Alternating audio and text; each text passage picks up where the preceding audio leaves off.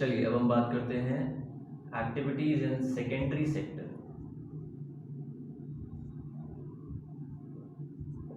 Secondary sector में क्या क्या चीज़ें हैं? जो प्राइमरी से हमें प्रोडक्ट्स मिल रहे हैं उनको हम नेक्स्ट यूजेबल फॉर्म में चेंज कर रहे हैं थ्रू प्रोसेस ऑफ मैन्युफैक्चरिंग।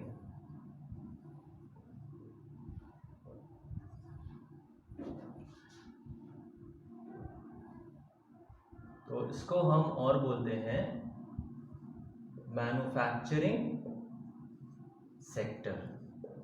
ये मैन्युफैक्चरिंग सेक्टर हमारा है। अब जैसे प्राइमरी सेक्टर से हमें वीट मिला, प्राइमरी से हमको मिला वीट। इस वीट में हमने और क्या क्या मिलाया? शुगर मिलाया। शुगर भी हमें कहाँ से मिल रहा है? प्राइमरी से मिल रहा है। और इसमें हमने क्या मिलाया? मिल्क मिलाया। मिल्क भी हमें कहाँ से मिल रहा है? सब ये सारी चीज़ें हमको प्राइमरी सेक्टर से मिल रही हैं। अब इसको हम ले जाके यूज़ करते हैं सेकेंडरी में। और ये सेकेंडरी सेक्टर, इस सेकेंडरी सेक्टर में क्या है? एक बिस्किट कंपनी है, एक बिस्किट कंपनी है, वो इन चीज़ों का यूज़ कर रही है और आपको क्या दे रही है? बना के, बिस्किट्स बना के दे रही है। तो ये प्रोसेस ऑफ मैन्युफैक्चरिंग है। ये सारा वर्क कहाँ पे हो रहा है? सेकेंडरी सेक्टर में। जितनी भी चीज़ें आजकल आप अपने एनवायरनमेंट में चारों तरफ देख रहे हैं, चाहे वो आपके घर के डोर हो, विंडोज़ हो, चाहे वो इलेक्ट्रिकल अप्लायंसेस हो, या फिर वो ब्रिक्स हैं जिनसे आपका घर बना है या आपकी डेस्क बेंच है, ये सारे कहाँ बने? ये सब सेकेंडरी सेक्टर में ही बन रहे हैं। प्राइमरी से इनको रॉ मटेरियल मिल रहा है और सेकेंडरी में इनको बिल्डअप किया जा रहा है। ब्रिक्स बनाने के लिए प्राइमरी से सॉइल मिल रहा है, उसको सेकेंडरी में ब्रिक में कन्वर्ट किया जा रहा है। आयरन, स्टील, ये सारी चीज़ें प्राइमरी से मिल रही हैं और उनका यूज़ करके हम क्या बना रहे हैं? कार बना रहे हैं। ठीक है, तो कार बना रहे हैं, अलमीरा बना रहे हैं, जितने भी चीज़ें आप अपने अराउंड देख रहे हैं, तो ये सब चीज़ें कहाँ बन रही हैं? सेकेंडरी सेक्टर में। और सेकेंडरी सेक्टर को इसीलिए हम क्या कहते हैं? Manufacturing sector. ठीक है, टेक्नोलॉजी का यूज़ करते हैं हम यहाँ पे, मशीन्स का यूज़ करते हैं। अब मशीन्स भी जो बनी है वो भी सेकेंडरी में ही बनी है, उनके लिए भी जो आयरन और स्टील और रॉ मटेरियल जो भी मिला है वो प्राइमरी से ही मिला है। तो ये मैन्युफैक्चरिंग सेक्टर आपका है, दिस इज सेकेंडरी सेक्टर। अब हम बात करते हैं टर्शियरी की।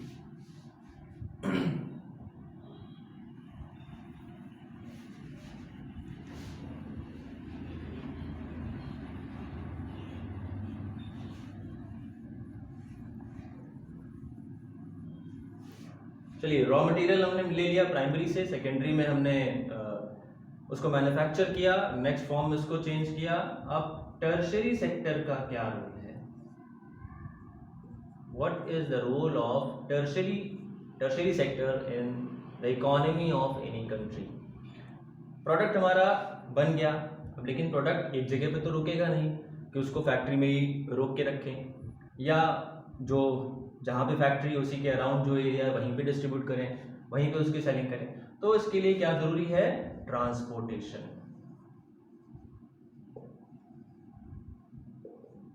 ठीक है, ट्रांसपोर्टेशन ज़रूरी है। मनी का ट्रांजैक्शन होगा, बैंकिंग ज़रूरी है। एजुकेशन, आप जानते हैं कि एजुकेशन का आज के टाइम पे, या हायर एजुकेशन, एलिमेंट्री एजुकेशन, आप सब के बारे में जानते हैं कि बहुत इंपॉर्टेंट रोल है किसी भी कंट्री को आगे बढ़ने के लिए। एजुकेशन बहुत इंपॉर्टेंट रोल प्ले करती है। एजुकेशन है, कम्युनिकेशन है।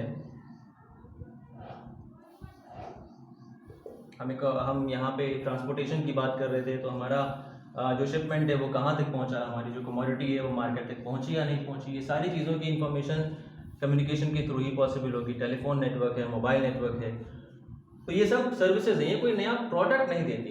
टर्शियरी सेक्टर की मेन जो खासियत है, जो उसका एक क्रूशियल जो इसका फीचर है, वो ये है कि ये कोई भी प्रोडक्ट प्रोड्यूस नहीं करता। ये सिर्फ क्या देता है? ये डिलीवर करता है सिर्फ सर्विसेज।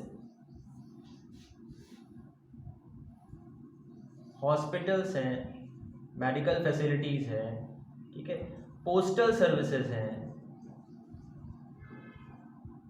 पोस्टल सर्विसेज हैं, तो ये बहुत सारी ऐसी चीज़ें हैं जो कि सिर्फ अपनी सर्विसेज देती हैं। यहाँ पे कहीं पर भी कोई प्रोडक्ट प्रोड्यूस नहीं हो रहा है। टीचर्स हैं, एजुकेशन में टीचर्स हैं, तो टीचर्स कोई नया प्रोडक्ट नहीं प्रोड्यूस कर रहे हैं, वो सिर्फ एजुकेट कर रहे हैं, वो सिर्फ क्वालिटी एजुकेशन दे रहे हैं। तो ये सर्विसेज सेक्टर है। कम्युनिकेशन है, हॉस्पिटल्स हैं, डॉक्टर्स कोई प्रोडक्ट नहीं प्रोड्यूस करते, डॉक्टर्स अपनी सर्विसेज देते हैं। पोस्टल सर्विसेज, आपने कोरियर सर्विसेज हैं, आपने कोई एनवेलप या कोई अपना पैकेट लिया, उसको कहीं पे और डिलीवर करना है, पहुंचाना है, तो वो सर्विसेज पोस्टल डिपार्टमेंट देता है, या जो प्राइवेट कुरियर एजेंसी है वो देती है, ना कि कोई वो खुद से अपनी तरफ से कोई प्रोडक्ट को प्रोड्यूस नहीं करता। यहाँ पे हमने बैंकिंग की बात करी, अब हम इसमें एक और इंश्योरेंस की बात कर लेते हैं। इंश्योरेंस सेक्टर, ये भी अगर आप आपके पेरेंट्स ने इंश्योरेंस पॉलिसी मोस्ट प्रोबेबली ले रखी होगी, तो उसमें उनको सिर्फ एक डॉक्यूमेंट मिलता है।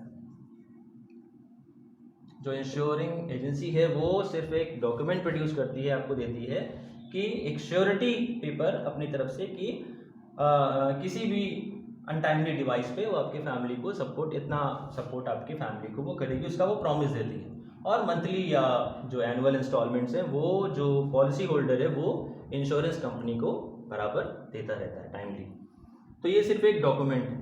उसी तरह से बैंक है, बैंक में एफडीज होते हैं, फिक्स डिपॉजिट है, रिकरिंग डिपॉजिट्स हैं, कई तरीके के अकाउंट्स हैं। अभी आप नेक्स्ट जो चैप्टर मनी एंड क्रेडिट वगैरह है उसमें आप पढ़ेंगे, थोड़ा बहुत आपको आई थिंक पता होगा। तो वहाँ पे भी एक सिर्फ डॉक्यूमेंट, एक रिसीट मिलती है बैंक की तरफ से, आपको कोई नया प्रोडक्ट आपको नहीं मिलता। तो ये सर्विसेज सेक्टर है। तो हमने अभी पढ़ा प्राइमरी, सेकेंडरी और टर्शरी के बारे में। तो थोड़ा सा और देख लेते हैं कि इसमें अब प्राइमरी को हम और क्या नाम दे सकते हैं। सबके फीचर्स आपने समझ लिए। प्राइमरी सेक्टर को और हम क्या कह सकते हैं, ये आपका कहलाता है, इसको दूसरा भी नाम दे सकते हैं agriculture and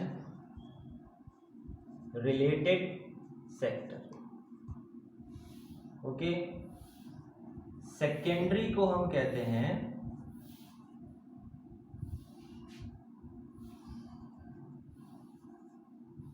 manufacturing sector. Similarly tertiary को भी हम एक वर्ड में डिफाइन कर सकते हैं, दैट इज सर्विसेज सेक्टर। तो ये तीन सेक्टर्स हैं। आप सोचिए कि कितनी भी जो भी एक्टिविटीज आपके अराउंड हो रही हैं उनको हम कैसे तीन पार्ट में डिवाइड करते हैं और क्या क्या उनके फीचर्स हैं, कैसी सर्विसेज वो दे रहे हैं, वो डायरेक्ट हमें प्रोडक्ट दे रहे हैं या फिर वो कन्वर्ट करके हमको नेक्स्ट न्यू प्रोडक्ट दे रहे हैं, सेकेंडरी सेक्टर की का एग्जांपल, और या फिर टर्शरी का एग्जांपल आप ढूंढिए जिसमें कि सर्विसेज आपको मिलती हैं।